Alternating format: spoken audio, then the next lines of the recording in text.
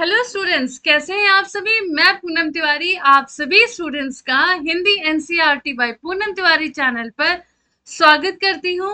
आप सभी का अभिनंदन करती हूं, वंदन करती हूं। उम्मीद करती हूं कि आप सभी खुश होंगे और मेरे चैनल पे पढ़ाए गए सारे टॉपिक आप लोगों को अच्छे से समझ में जरूर आता होगा।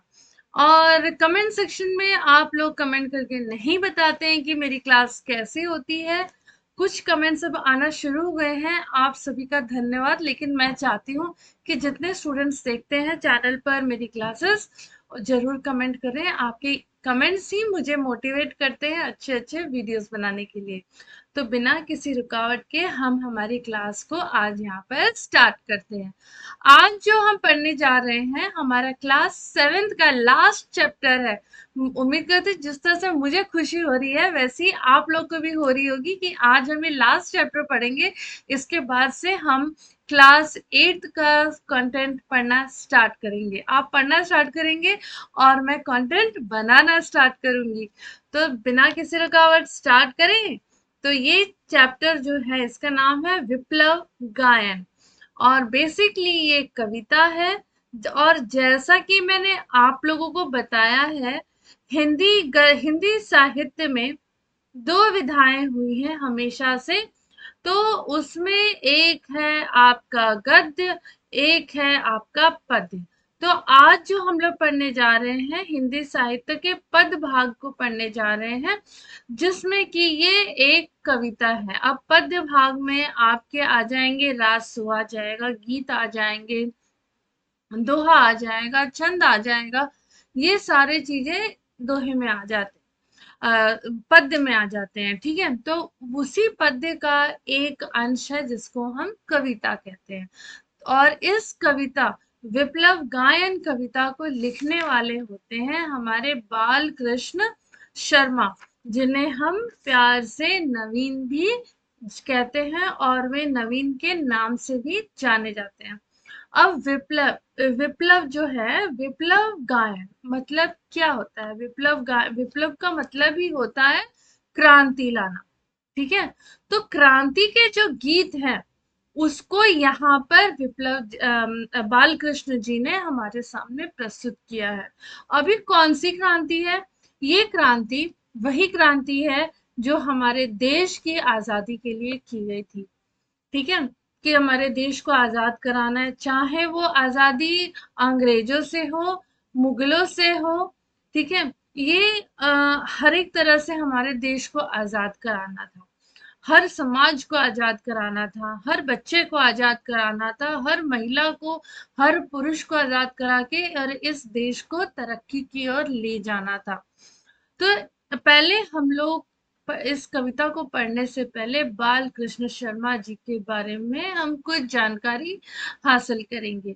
बाल कृष्ण शर्मा जी का ओरिजिनल नाम होता है नवीन, बाल कृष्ण शर्मा नवीन।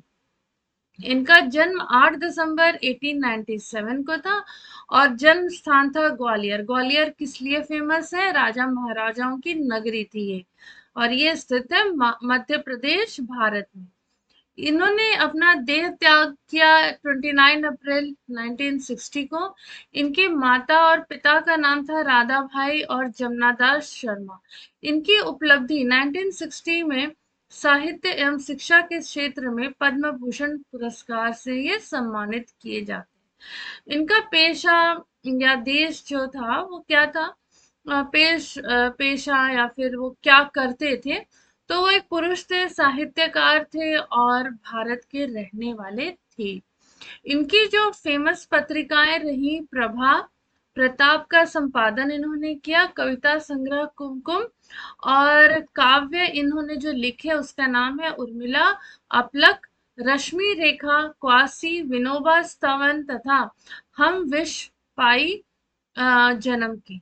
ठीक है, तो ये वाले जो काव्य है ना ये इम्पोर्टेंट है, इनकी पत्रिकाएं इम्पोर्टेंट है, कविता संग्रह इम्पोर्टेंट है। तो ये वाली चीजें थोड़ी सी ज्यादा इम्पोर्टेंट है। फिर इन्होंने क्या अचीवमेंट्स इनको मिले, अवार्ड्स कौन कौन से मिले, कब मिले, तो वो भी आपके लिए एग्जाम के पॉइंट ऑफ व्यू से इम्पोर्टेंट है। जो छोटे बच्चे अगर इस क्लास को देख रहे हैं तो आप लोग अभी से, आप लोग की स्मरण शक्ति ना बहुत अच्छी होती है। तो इसको अभी से आप लोग याद करके रख लो, ताकि भविष्य में अगर आप किसी कॉम्पिटेटिव एग्जाम में अपियर होते हैं, वहां पर ये सारी चीजें ही पूछी जाती हैं और कुछ नहीं पूछा जाता है। तो तब आप याद करने के बजाय अगर आपको अभी से याद रहेगा तब आपको फायदा हो जाएगा। अब देखो, बालकृष्ण शर्मा नवीन जी का जन्म ये पूरा एक्सप्लेन करके दिया हुआ है, वो शॉर्ट में था, ठीक है।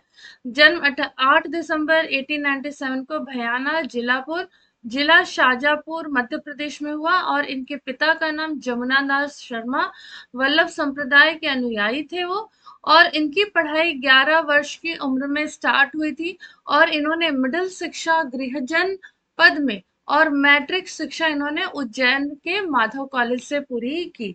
इस दौरान, इस ड्यूरेशन में युगीन भारत युगीन साहित्य और राष्ट्रीय आंदोलन से ये बहुत ज्यादा प्रभावित हुए। उस समय के युगीन साहित्य मतलब उस समय जो साहित्य था और भारत का जो राष्ट्रीय आंदोलन चल रहा था, उससे नवीन जी क्या थे, बहुत ज्यादा प्रभावित थे।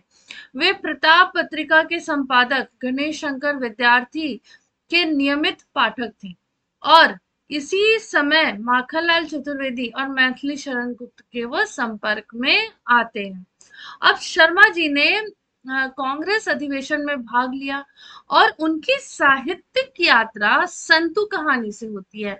तो देखो, ये वाला पॉइंट इंपॉर्टेंट है। बालकृष्ण शर्मा नवीन जी की साहित्यिक यात्रा कहाँ से स्टार्ट होती है? संतु से स्टार्ट होती है, और जो सरस्वती पत्रिका में छपने के लिए भेजी गई थी। बाद में वो कविता की ओर मुड़े और जीव ईश्वर वार्तालाप से पहचाने गए। जीव ईश्वर वार्तालाप से मतलब वो काफी फेमस हो गई थी।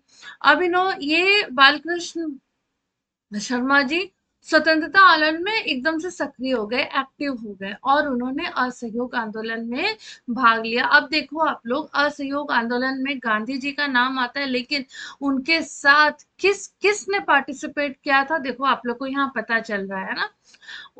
अभी उनको ये असहयोग आंदोलन में पार्टिसिपेट करना था, तो उन्होंने क्या किया, अपनी पढ़ाई को छोड़ दिया कि नहीं, मुझे अपने देश के लिए असहयोग आंदोलन में पार्टिसिपेट करना है।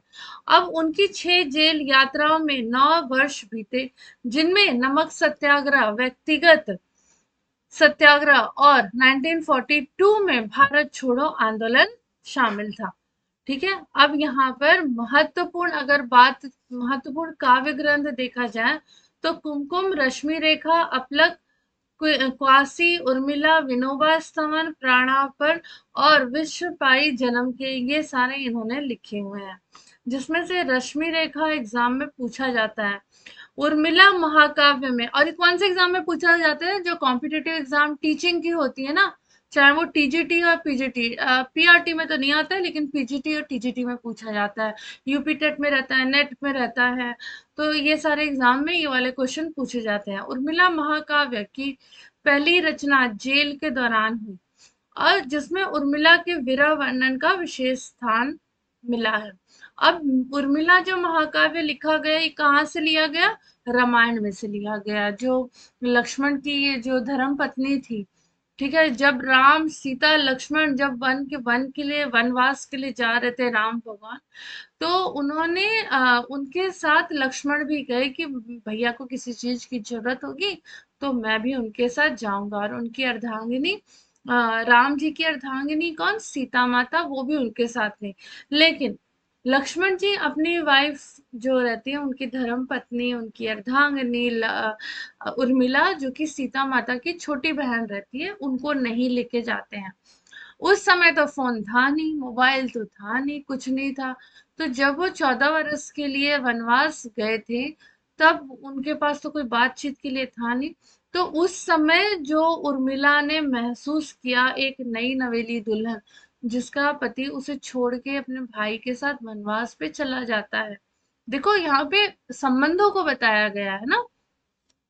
जो रामायण है, ये हमें संबंधों की महत्ता को बताती है, संबंधों को बताती है। भाई का भाई के प्रति प्रेम, भाई का, एक परिवार का अपने परिवार के सदस्य के प्रति प्रेम, एक नगर का अपने राजा के प्रति प्रेम बताती है। तो रामायण हमें जीने की कला सिखाती है, अपने परिवार से जुड़ने की कला सिखाती है।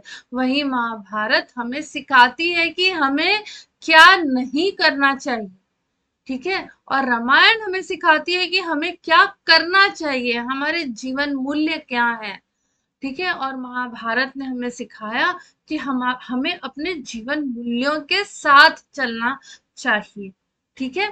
तो यहाँ पर महाकाव्य उर्मिला में जो उर्मिला का दुख है, उसको उसको हमारे बाल कृष्ण शर्मा जी ने विरह वर्णन किया है। मतलब जैसे हमारे रस के 9 भेद रहे, है ना, रस के 9 भेद रहे, 9 प्रकार रहे, तो उसमें जो श्रृंगार रस रहा है, उसमें भी हमारा 2 श्रृंगार रहा, एक संयोग और एक वियोग। तो जो वियोग वाला वियोग श्रृंगार रहा है, उसका यहाँ पर वर्णन, उसका सहारा लेकर और उर्मिला के विरह का वर्णन किया गया है। उसमें से जो कुछ पंक्तियां हैं वो आप सभी के समक्ष है। देवी उर्मिले, तेरी अकथित गाथा गाता हूं मैं, कीवा तब चरिताम्बुधि, भजन के हित आता हूं मैं, अति आगम्य बलवती लहर है, था में पाता हूं मैं, हृदय हृदय शिला हृदय शिला पर तव चरणों को देवी बिठाता हूं मैं, ठीक है। तो यहाँ पर इसका अर्थ क्या होता है, इसका अर्थ क्या बताया है, यहाँ पर बताया गया है कि यहाँ पर बालकृष्ण शर्मा जी, जैसा कि मैंने आप लोग को बताया कि उर्मिला की क्या बता रहे हैं, उर्मिला की व्यथा बता रहे हैं, उनकी पीड़ा बता रहे हैं। जब लक्ष्मण जी उन्हें छोड़ के चले गए, तब वो किस तरीके से वहां पर रही, ठीक है। और उन्होंने अपना जो तकलीफ था उसे किसी को नहीं बताया, किसी से नहीं कहा कि वो क्या सोचती हैं, जो एक नई दुल्हन रहती है वो क्या सोचती है। तो यहाँ पर कह रहे हैं अपने बालकृष्ण शर्मा जी कि हे देवी उर्मिला, आपकी जो अनकही कहानी है उसको मैं गाता हूँ, और किस तरीके से, और ये संभव है कि आपकी महिमा के गुणगान करने के लिए मेरा हृदय अत्यधिक भावात्मक भावना ग्रस्त होकर प्रबल लहरों में आंसुओं से क्या हो भर जाए, या किसी कारण स्थिर न रह पाए, मेरी भावना स्थिर न रह पाए, ठीक है। अर्थात मैं रो दूं, मैं अपने मैं अपने हृदय रूपी शिला पर आपके चरणों को आपके चरणों में मैं क्या करता हूँ, विराजमान करता हूँ, आपके चरणों को विराजमान करता हूँ, अर्थात पूरी श्रद्धा और समर्पण भाव से आपकी वंदना करता हूँ, ठीक है। आई बात समझ में। तो बेसिकली ये जो कविता है, एक भक्त, मतलब जो ये लाइन है इसके माध्यम से कि एक भक्त के गहरे श्रद्धा भाव को व्यक्त करती है, ये 4 लाइन, ठीक है। ये 4 लाइन उर्मिला उर्मिला महाकाव्य की ये 4 पंक्तियां क्या बताती हैं, भक्त के गहरे भाव को, गहरे श्रद्धा भाव को व्यक्त करती हैं, जिसमें वह देवी के प्रति अपनी भक्ति, समर्पण और उनके गुणगान की प्रेरणा को व्यक्त कर रहा है, ठीक है। आई बात समझ में। अब बाल कृष्ण नवीन की अधिकांश कविताएं जेल में ही रची गई, जेल में ही थे वो, है ना। जेल के बाहर वे काव्य की दृष्टि से अधिक नहीं लिख पाए। अब वो जेल में करते भी क्या, बैठे हैं तो उन्होंने कविताओं की रचना कर दी, और कविताओं की भी रचना ऐसी की जो कि काफी फेमस हो गई। उनके निबंध और अग्रलेख पर शिमला समझौते में निराशा का अवतरण, मुसलमान भाइयों की खिदमत में तुम्हारे उपवास की चिंता, एक ही थाली के छट्टे बट्टे आदि, प्रताप और प्रभा, पत्रिकाओं में प्रकाशित होकर चर्चित रहे। वे क्या थे, एक जागरूक पत्रकार भी थे, देखो उनका टैलेंट कितना ज्यादा था। और गणेश शंकर विद्यार्थी की गद्य शैली से वो प्रभावित थे। प्रताप और प्रभा के संपादन का कार्य संभाल कर उन्होंने पत्रकारिता के में महत्वपूर्ण योगदान दिया, विशेष रूप से प्रभा के झंडा अंक के माध्यम से। आई बात समझ में? अब देखो, ये तो आपने बालकृष्ण शर्मा नवीन जी के बारे में जाना। अब जो उन्होंने विप्लव गायन लिखा है क्रांति के ऊपर, जो भारत में जो क्रांतियां चली, असहयोग आंदोलन या फिर 1857 की क्रांति हुई, चाहे देश भर में जितनी क्रांतियां हुई, उनके ऊपर ये कविता लिखी है। अभी कवि बोल रहे हैं, कवि कुछ ऐसी तान सुनाओ जिससे उथल पुथल मच जाए। तो यहाँ पर कवि बोल रहे हैं कि मैं अब ऐसी तान, ऐसी सुर सुनाने वाला हूं, ऐसी कविता में सुनाने वाला हूं जिससे उथल पुथल मच जाएगा। एक हिलोर इधर से आएगी, मतलब एक उथल पुथल यहाँ से आएगी, आएगी, और एक हिलोर इस साइड से आएगी, एक लहर इधर से आएगी, एक लहर इधर से आएगी। सावधान हो जाओ मेरी वीणा में जो प्रेम के मधुर गीत निकलते थे, मधुर संगीत निकलती थी, जो तुम्हारे मन को अच्छी लगती थी, मधुर संगीत तो मन को ही अच्छी लगेगी। अब क्या है, उनमें चिंगारियां आ गई हैं, मतलब विद्रोह, क्रांति के गीत अब उसमें से निकलने वाले हैं, इसलिए तुम सावधान हो जाओ। टूटी है मिजराबे उंगलियां दोनों मेरी ऐठी हैं। मतलब जो वीणा बजाने के टाइम ना उंगलियों में ना एक उसका कवर पहना जाता है, ठीक है, उंगलियों में पहनते हैं ताकि उंगलियां कटे नहीं, तो वही बोल रहे हैं कि वो टूट गई हैं और मेरी उंगलियां जो है ना वो दोनों क्या हो गई हैं, ऐंठ गई हैं। लेकिन मैं ऐसी गीत सुनाऊंगा जिससे पूरे देश भर में क्या होगा, हर तरफ मतलब उथल पुथल मच जाएगा, और अपने जिस मच जाएगा, और हर तरह से लोग क्या होंगे, जाग उठेंगे। तो किस तरह का ये गीत गाना चाहते हैं, तो ये आप गाना चाहते हैं जो पुरानी रीति रिवाज है। अब कवि हम लोग को बताना चाह रहे हैं कि अगर आपको बदलाव जीवन में लाना है, अगर जैसे आप किसी घर में रह रहे हो, एक समय से रह रहे हो, तो वैसे ही रह रहे हो, उसमें कोई चेंजेस नहीं है। लेकिन अगर आप उस घर को मॉडिफाई करना चाहते हो, तो क्या करना पड़ता है, सब कुछ तोड़ना पड़ता है ना, तब आप उसे नया बनाते हो, है ना। एकदम से एसी लगाते हो, उसकी दीवारें पक्की कराते हो, तो उसमें क्या होता है, पहले सब तोड़ना पड़ता है, फिर उसकी रचना की जाती है। तो वैसे ही कवि बोल रहे हैं कि हमारे देश में जितनी पुरानी रीति रिवाज, सड़े गले परंपराएं थी, अगर उनको खत्म करना है तो मुझे इन सबको क्या करना पड़ेगा, ध्वंस करना पड़ेगा। कैसे? एक मुझे उथल पुथल बिना मचाए हुए बदलाव मुमकिन नहीं है। अभी तक तो हम वही संगीत सुने चले आ रहे थे, ठीक है, लेकिन अब संघर्ष के गीत सुनेंगे। अभी तक हमने प्रेम के गीत सुने, अब हम संघर्ष के गीत सुनेंगे। अब उन गीतों को बजाते बनाते हुए, गाते हुए हम उंगलियों में एक क्या पहनते थे, मिजराबे पहनते थे ताकि हमारी उंगलियों को चोट ना लगे। लेकिन अब जो मैं गीत गाऊंगा वो क्या होगा, वो नव निर्माण का गीत होगा, नव निर्माण का गीत होगा। और हमारी जो हाथ में हमने ये कवर पहना है, ये क्या होगा, ये टूट जाएगा।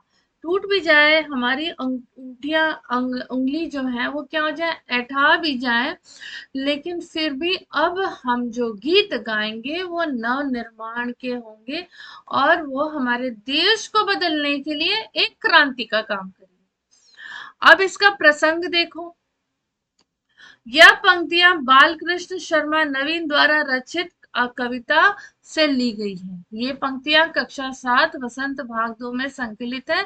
कवि अपनी कविता के माध्यम से क्रांति और जोश भरने वाली आवाज उठाने का आग्रह कर रहे हैं।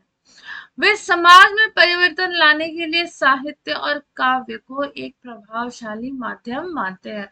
अब हुआ क्या था, जब अंग्रेज हमारे देश में थे ना, या मुगल थे जब, तो अंग्रेजों ने तो मतलब ऐसा लॉ पास कर दिया था कि आप दो जन इकट्ठा होकर बात नहीं कर सकते, चार जन इकट्ठा होकर बात नहीं सकते, या कोई ग्रुप में मीटिंग नहीं कर सकते। अगर ऐसा हुआ तो बिना दलील के आप क्या करते थे, वो लोग न पूछते थे न कुछ करते थे, सीधा ले जाके जेल में बंद कर देते थे, फांसी पर लटका देते थे।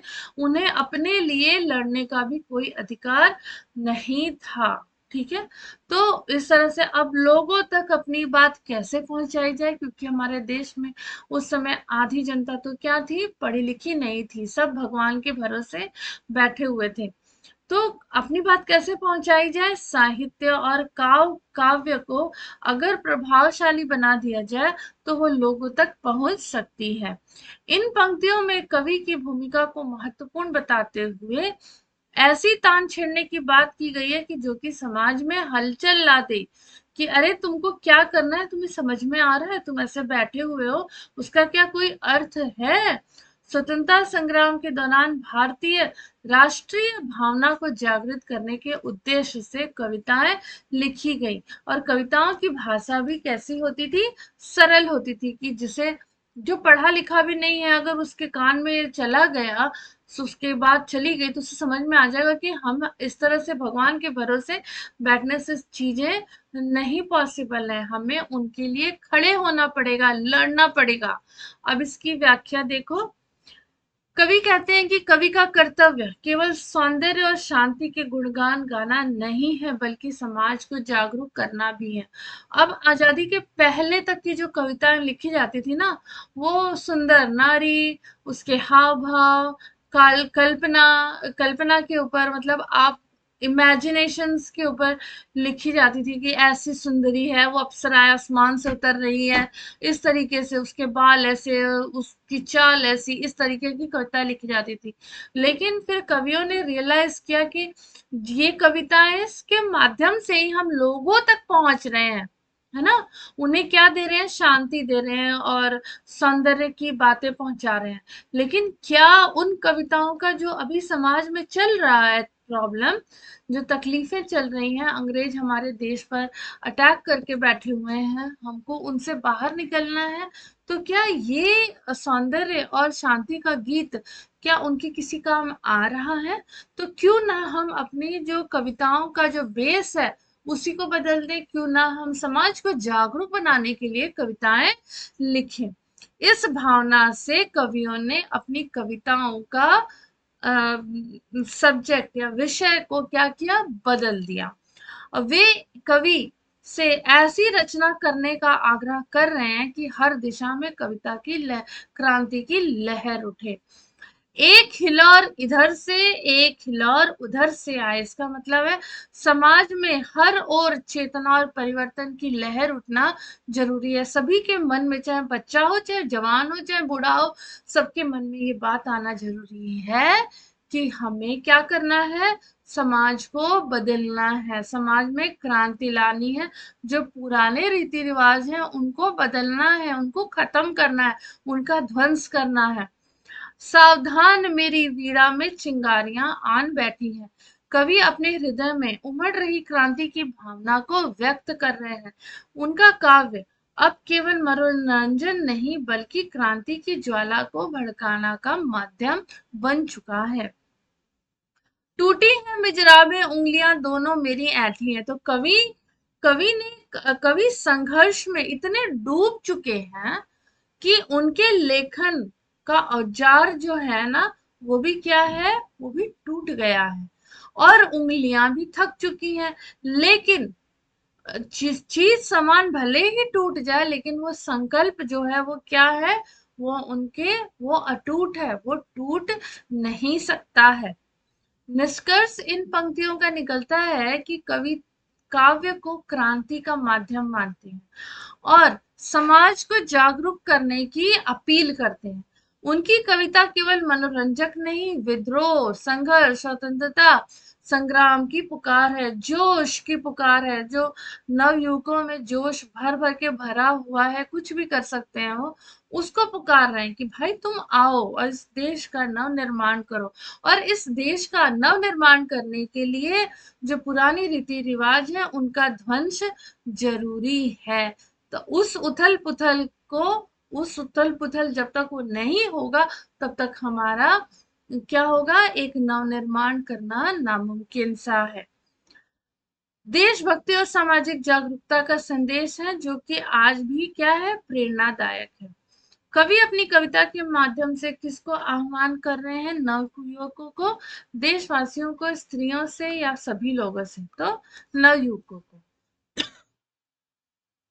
कवि देशवासियों को कैसी तान सुनाना चाहते हैं, तो पुरानी रूढ़ियों को तोड़ने की, बिल्कुल सही, परिवर्तन निर्माण की, बदलाव की, तो दिए गए सभी।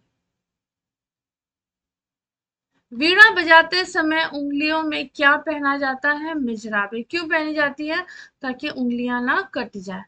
वह अपने स्वर में कठोरता क्यों लाता है, ताकि लोगों को नवीनता की ओर अग्रसर कर सके, वाहवाही पाने के लिए। बिल्कुल गलत, इनमें से कोई नहीं, देशवासियों को झकझोरना चाहते थे। अब देखो इसमें से या इसमें से कोई आंसर होगा, अगर मुझे पता नहीं है तो मैं क्या करूंगी, एलिमिनेशन मेथड यूज करूंगी। तो मैंने आपको बताया इन दोनों में से, तो देखो कि बेस्ट आंसर कौन सा है, ताकि लोगों में नवीनता की ओर अग्रसर किया जा सके, देशवासियों को झकझोर कर जगाना चाहते थे। तो इसमें झकझोर कर जगाना की बात की गई और इसमें नवीनता की बात की गई है, इसलिए ये वाला आपका आंसर है। क्या वह जड़ से समाप्त करना चाहते थे, वो किस चीज को जड़ से समाप्त करना चाहते थे, तो रूढ़ियों और पुरानी रीति रिवाजों को। जब ये टूटेंगी तभी तो नए नव निर्माण होगा। आया समझ में। अब देखो अगला पद, कंठ रुका है महानाश का, मारक गीत रुग्ध होता है, आग लगेगी क्षण में हृतल में, अब शुद्ध युद्ध होता है, झाड़ है झंझाड़ दग्ध है इस ज्वलंत गायन के स्वर से, रुग्ध गीत की क्रुंधन तान है निकली मेरे अंतर तर से। देखो कितना जोश भरा गीत इसमें बताया गया है ना, वीर रस की यहाँ पे कितनी प्रधानता है। तो यहाँ पर कवि बोल रहे हैं, लोगों को जगाकर बोल रहे हैं कि जो मेरा कंठ है ना, इसमें महानाश जो करने वाले जो गीत हैं वो क्या है, लेकिन मैं उनको क्या नहीं कर रहा हूं, मैं वो विनाश वाले गीत को गाना चाहता हूं। लेकिन वह जानते हैं कि अगर नव निर्माण के अगर गीत गाए जाएंगे तो विध्वंस तो होगा ही होगा, विध्वंस की नींव पर ही क्या है, नवनिर्माण संभव है। अब उनके कंठ से अधिक उत्तेजना के कारण, कंठ से जो अधिक उत्तेजना के कारण महानाश के, विनाश के जो गीत हैं वो बाहर नहीं आ पा रहे हैं। कहते हैं कभी, आग तो लगेगी क्षण में, अगर मैंने उन गीतों को गा दिया तो आग तो यूं लग जाएगी, परिवर्तन यूं होगा। कहाँ पर परिवर्तन, तो इस तरह बहुत जल्दी होगा, ठीक है। अब शुद्ध युद्ध होता है, और लेकिन अब क्या होगा, हृतल मतलब क्या होता है, हृदय की गहराई में। आग तो फट से लग जाएंगी, मेरी कविताओं को पढ़ते ही सबके हृदय में आग यूं लग जाएगी। और अब शुद्ध युद्ध होता है, मतलब अब इस युद्ध की शुरुआत होती है। झाड़ और झंझाड़ दग्ध है, मतलब जो पेड़ पौधे हैं ना, झाड़ झाड़ियां, ये जल जाएंगे, ठीक है। लेकिन यहाँ पे पेड़ पौधों के माध्यम से क्या बताया गया हुआ है, कांटेदार। अभी देखो झाड़ झंझाड़ क्या होते हैं, कांटेदार झाड़ियां होती है ना, इन सब में आग लगेगी, लेकिन आग लगेगी अर्थात जो कि पुरानी सोच है ना, जो टूट नहीं रही हैं, उन विचारधाराएं और रूढ़िवादी विचारों में क्या होगा, वो जल उठेंगे, ठीक है। तो झाड़ और झंझाड़ जल उठेंगे, मतलब जो एक समय से रूढ़िवादी विचारधाराएं परंपरा चली आ रही हैं मेरे गीत से, वो जल जाएंगे। और इस ज्वलंत गायन के स्वर से वो क्या होंगे, मेरे ज्वलंत गायन, मतलब जो मैं आग भरा एकदम ओजस्वी तेज गाना प्रभावशाली गीत गाऊंगा, तो ये सारे पुराने रीति रिवाज परंपराएं क्या होंगी, जलकर खत्म हो जाएंगी। रुग्ध गीत की क्रुधन तान है। तो यहाँ पर बोल रहे हैं कि इसी निकली मेरे अंतर्तन से। तो रुग्ध गीत मतलब कि जो मेरे अंदर जो गीत छुपे हुए हैं, ठीक है, जो एकदम समाज को बदलने वाले जो गीत हैं, वो क्या है, क्रुद्ध तान से भरे, मतलब क्रोध से, क्रुद्धन मतलब क्रोध से भरे हुए हैं। अगर मैंने उन्हें मेरे अंतर्तन से, मेरे अंदर से, मेरे अंतरात्मा से वो गीत निकलेगी तो विध्वंस क्या है, ये होना ही होना है। और ये तय है कि पुरानी परंपराएं क्या होंगी, जलकर नष्ट हो जाएंगी। ये पंक्तियां बालकृष्ण शर्मा नवीन द्वारा रचित है। कक्षा 7 वसंत भाग 2 से ली गई है। कविता के माध्यम से क्रांति और जोश भरने वाली आवाज उठाने का आग्रह करने वाले रहे हैं। वे समाज में परिवर्तन लाने के लिए साहित्य और समकाव्य को एक प्रभावशाली माध्यम मानते हैं। अब इसका संदर्भ बालकृष्ण भट्ट शर्मा नवीन द्वारा रचित कविता से ली गई है और भाग 2 में संकलित है। कविता में कवि ने अन्याय, शोषण और अत्याचार के विरुद्ध जो संघर्ष किया और जो क्रांति की आवश्यकता को दिखाया है, उसको यहाँ पर दर्शाया गया है। और उस क्रांति और विरोध को, है ना, उस संघर्ष, उस क्रांति को दिखाने के लिए उन्होंने साहित्य और काव्य को समाज में जागरूकता फैलाने और परिवर्तन लाने का प्रभावशाली माध्यम चुना है। अब इसकी व्याख्या है। प्रस्तुत पंक्तियां सुप्रसिद्ध कवि बालकृष्ण शर्मा नवीन द्वारा रचित कविता से ली गई। इन पंक्तियों में कवि ने समाज में व्याप्त अन्याय, शोषण और अत्याचार के विरुद्ध क्रांति की अग्नि जलाने का संदेश दिया है। तो क्या कहते हैं, कंठ रुका है महानाश का, मारक गीत रुद्ध होता है। इन पंक्तियों में कवि कहते हैं कि अब समाज में जिस परिवर्तन की आवश्यकता है वह विनाशकारी और निर्णायक होगा। ठीक है, तो इसमें कवि बोल रहे हैं कि जिस परिवर्तन की हमें आवश्यकता है वो कैसा होगा, विनाशकारी होगा और निर्णायक होगा। कवि का कंठ उस महान परिवर्तन के संदेश से भरा हुआ है, लेकिन उसे अभी तक पूरी शक्ति से प्रकट नहीं किया गया है। यह क्रांति का गीत है जो कुछ समय के लिए अवरुद्ध हो सकता है, परंतु इसे रोका नहीं जा सकता। अब कवि कहते हैं आग लगेगी क्षण में, एक क्षण में आग लगेगी हृदय की गहराई में। जो लोग मेरी कविताओं को सुनेंगे उनके हृदय की गहराई, मतलब उनके हृदय को ये कविता छू जाने वाली है, उनकी अंतरात्मा को छू जाएगी और आग तो तुरंत लग जाएगी और तभी वो युद्ध आरंभ हो जाए। ठीक है, कवि समाज में छाए अन्याय, दमन, उत्पीड़न के विरुद्ध जनमानस में उठते आक्रोश का वर्णन कर रहे हैं। वे कहते हैं कि हृदय की गहराइयों में जो विद्रोह की ज्वाला दबी हुई है वह भड़कने वाली है। अब संघर्ष और युद्ध की स्थिति उत्पन्न हो गई है। यह युद्ध केवल बाहरी नहीं रहेगी, अंदर भी रहेगी, हमारी आंतरिक चेतना में भी है, जहां असहिष्णुता और दमन के विरुद्ध आवाज क्या है, उठ रही है। और जैसे ही मैं इस गीत को छेड़ दूंगा वो आग क्या होगी, क्षण भर में लग जाएगी। झाड़ और झंझाड़ दग्ध है इस ज्वलंत गायन के स्वर में। मतलब यह कवि क्रांति की आवाज को दर्शाते हैं और पुरानी रूढ़ियों, कुरीतियों और अन्याय रूपी झाड़ झंझाड़ को जलाकर राख कर देने की क्षमता रखते हैं। ये एक ऐसा स्वर है जो समाज में जड़ हो चुके ढांचों को हिला सकता है और नई चेतना का संचार कर सकता है। रुग्ध गीत की क्रोधन तान है, निकली मेरे अंतर्तन से।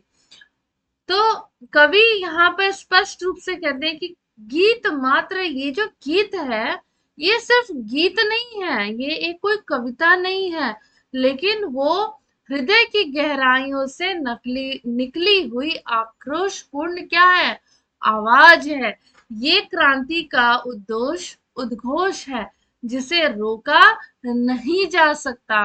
और इस कवि ने इस गीत के माध्यम से समाज में जोश और उथल पुथल लाने का प्रयास किया कर रहे हैं, ताकि ताकि शोषित और जो दबे कुचले जो छोटे वर्ग के लोग हैं वो अपनी आवाज को बुलंद कर सके, है ना। निष्कर्ष ये निकलता है कि समाज में परिवर्तन और क्रांति की आवश्यकता को उजागर किया है।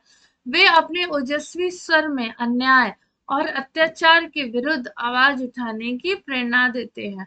कवि का मानना है कि साहित्य और काव्य केवल मनोरंजन का साधन नहीं होते और ना ही है, बल्कि वे जन जागरण और क्रांति लाने का प्रभावशाली और सशक्त माध्यम भी है। और इस कविता में संघर्ष, विद्रोह और एक नए युग की दस्तक सुनाई देती है। अब कवि विनाश की गीत क्यों गाना चाहते हैं?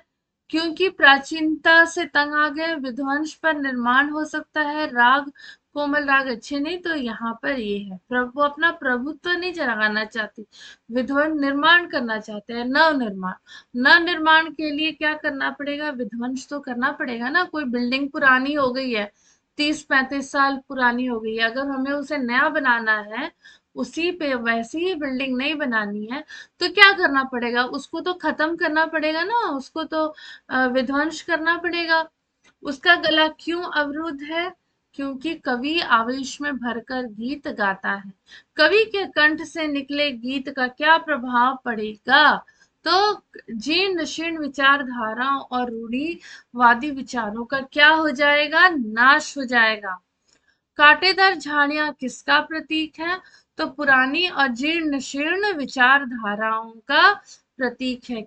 आप अपने समाज में क्या परिवर्तन चाहते हैं? तो रूढ़िवादी विचारधाराओं को त्याग दे, हम यही चाहते हैं। धार्मिक सद्भावना हो, भ्रष्टाचार समाप्त हो, लोग जो पुरानी रूढ़िवादी जिससे लोगों को तकलीफ होने वाली जो विचारधाराएं हैं, बेसिकली हम उनको खत्म कर देना चाहते हैं। तो इस कविता का क्लास 7th का विप्लव विप्लव गायन का जो अंतिम पद है वो आप सभी के सामने है। कण कण में है व्याप्त वही स्वर, रोम रोम गाता है वह ध्वनि, वही तान गाती रहती है कालकूट फनी की चिंतामणि।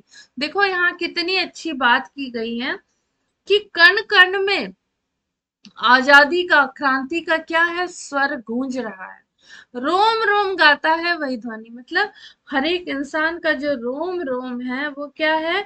इसी तान को गा रहा है। सभी के रोम रोम में ये जो क्रांति की भावना है वो क्या है? समा गई है और वो प्रकट हो रही है। जिस प्रकार कालकूट फनी की चिंतामणि, अब देखो ये एग्जाम्पल कितना अच्छा दिया हुआ है। जिस प्रकार जो शेषनाग है अपनी मणि की चिंता करता है, उसी प्रकार वह यह गीत हर हृदय में गूंजेगा, अर्थात प्रत्येक मनुष्य नव निर्माण हेतु चिंतन करेगा। अब आज देख आया हूं जीवन के सब राज समझ आया हूं। अब यहाँ पर कवि जो है वो समाज को बदलने की बात कर रहे हैं, ठीक है। अब वो बोल रहे हैं कि समाज को बदलने वाली परिस्थितियों की अब वो जो भी जानकारी है वो ले आए हैं, वो समझ चुके हैं कि मुझे क्या करना पड़ेगा। आज देख आया हूँ जीवन के सब राज समझ आया हूँ।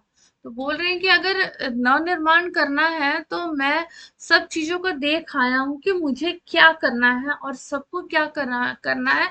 परिस्थितियों को मैं बहुत अच्छे से समझ आया हूँ और नव निर्माण का जो राज है वो भी मैं जान आया हूँ। भ्रू विलास में विनाश के पोषक सूत्र परख आया हूँ। मतलब अब विनाश तो, विध्वंस तो होगा, लेकिन विध्वंस कहाँ से होगा? भ्रिकुटी के इशारे पर होगा। जैसे विध्वंस करने के लिए शिव भगवान अपनी तीसरी आंख खोल देते हैं भ्रिकुटी पर, वैसे ही कवि बोल रहे हैं कि अब आंख की भ्रिकुटी के इशारे से महानाश क्या होगा? जाग उठेगा। उसके बाद देश का नव निर्माण तय है, क्योंकि पुराने सड़े गले खंडरों को क्या करेंगे? हम समाप्त कर देंगे और इसी राज को मैं जान आया हूं। तो प्रसंग आप लोगों का ऑलमोस्ट सेम रहेगा, बुक एक ही है, चैप्टर एक ही है। इस कविता में क्रांतिकारी विचारधारा को अभिव्यक्त कर रहे हैं और समाज को जागरूक करने की बात कर रहे हैं। अभी बताना चाहते हैं कि जीवन का वास्तविक सत्य सुख दुख ही नहीं बल्कि संघर्ष और बलिदान में निहित है। अब कवि ने इन पंक्तियों में समाज में व्याप्त अज्ञान, अन्याय और अत्याचार के विरुद्ध संघर्ष करने की प्रेरणा दी है। वे कहते हैं कि क्रांति और बदलाव की ध्वनि हर कण में समाई हुई है, जिसे हर जागरूक व्यक्ति क्या कर रहा है, अब महसूस कर रहा है। कवि ने जीवन के गूढ़ रहस्यों को, जो एकदम छुपी हुई रहस्य हैं, उनको समझ लिया है और समाज को सच्चाई और चेतना की ओर ले जाने का प्रयास कर रहे हैं। अब इसमें लाइन टू लाइन अगर व्याख्या देखें, कण कण में है व्याप्त वही ईश्वर, रोम रोम गाता है वही ध्वनि। तो कवि कहना चाहते हैं कि परिवर्तन और क्रांति की भावना क्या है, पूरी सृष्टि में व्याप्त है। समाज में बदलाव की चेतना हर जगह फैली हुई है। वही तान गाती रहती है कालकूट फनी की चिंतामणि। कालकूट विश्व का प्रतीक है, जिसका अर्थ होता है परिवर्तन का मार्ग कठिनाइयों से क्या है, भरा हुआ है, लेकिन यही संघर्ष सत्य की ओर ले जाता है। संघर्ष के बिना तो कुछ भी पॉसिबल नहीं है, और संघर्ष जब हम करते हैं तो उसमें कठिनाइयां आती ही है ना। आज देख आया हूं जीवन के सब राज समझ आया। तो कवि ये स्वीकार कर रहे हैं कि उन्होंने जीवन के गूढ़ सत्य को क्या किया है, समझ लिया है, परख लिया है, जान लिया है। और वे कहते हैं कि जीवन का असली सार केवल भौतिक सुखों में नहीं है, किसमें है, संघर्ष और जागरूकता में है। भ्रू विलास में महानाश के पोषक सत्सूत्र परख आया हूं। मतलब कवि समाज की विडंबना को उजागर करते हैं और कहते हैं कि बाहरी आकर्षण, लोग क्या है, बाहरी आकर्षण में लगे हुए हैं, ले और भौतिक सुख में डूबे हुए हैं। लेकिन वो कवि बोल रहे हैं कि ये लोग जो भौतिक सुखों में और बाहरी आकर्षणों में लगे हुए हैं ना, ये जीवन के गूढ़ रहस्य को नहीं जान पा रहे और उसी मोह में डूबे हुए हैं। और क्या है, वही विनाश कर रहा है उनका। ठीक है। अब देखो निष्कर्ष ये कि कवि सत्य, संघर्ष और जागरूकता को क्या कर रहा है, जागरूकता को जीवन का मूल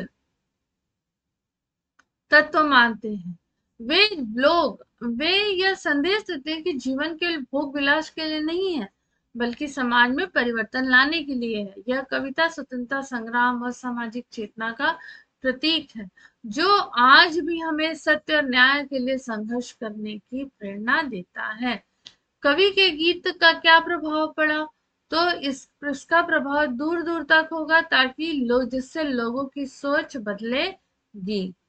इस काव्यांश में कवि का कौन सा विश्वास प्रकट होता है, तो इस काव्यांश में कवि का शेषनाग जैसे अपनी मणि की चिंता करता है, वैसे ही हर व्यक्ति के हृदय में यह गीत गूंजेगा और नव निर्माण की चिंता करेगा। समाज में बदलाव किस प्रकार आएगा, तो कवि की भ्रिकुटी के इशारे पर आएगा, कवि के ललकारने पर, कि कवि की चाहत पर। तो ये आपका आंसर होता है। भविष्य के बारे में कवि क्या कल्पना करता है, तो पुराने सड़े गले खंडरों को समाप्त करके ही भव्य भवनों का निर्माण होगा। यह गीत कैसा गीत है, तो यह ओजस्वी गीत है, आपके आपके अंदर के छिपे पौरुष को जगाने का गीत है। ठीक है। तो उम्मीद करती हूँ कि आप लोगों को चैप्टर, ये कविता पसंद आई होगी, और आप लोग भी मटेरियलिस्टिक ना होते हुए अपने कर्तव्यों को पहचाने, अपने मूल्यों को पहचाने, और अपने परिवार के प्रति आपके क्या कर्तव्य हैं उन्हें समझे, और अपने परिवार में अपना सहयोग देने के साथ साथ, जब आप अपने परिवार में सहयोग देना शुरू कर दें, तब आप समाज की ओर अग्रसर हो, समाज को आगे बढ़ाएं। जब आपका समाज बढ़ेगा, जब आप बढ़ेंगे, आपका परिवार बढ़ेगा, आपका परिवार बढ़ेगा, आपका समाज बढ़ेगा, और जब आपका समाज बढ़ेगा तो ये तय है ये निश्चित है कि आपका देश भी आगे बढ़ेगा। क्लास अच्छी लगी हो तो क्लास को लाइक करिए, शेयर करिए, सब्सक्राइब करिए। कमेंट सेक्शन में कमेंट करके जरूर बताना कि ये क्लास कैसी लगी। मुझे आप लोगों के इस क्लास के कमेंट का इंतजार रहेगा। तो हंसते रहिए, मुस्कुराते रहिए, खिलखिलाते रहिए, पढ़ते रहिए और ऐसे ही चैनल पर बने रहिए। धन्यवाद।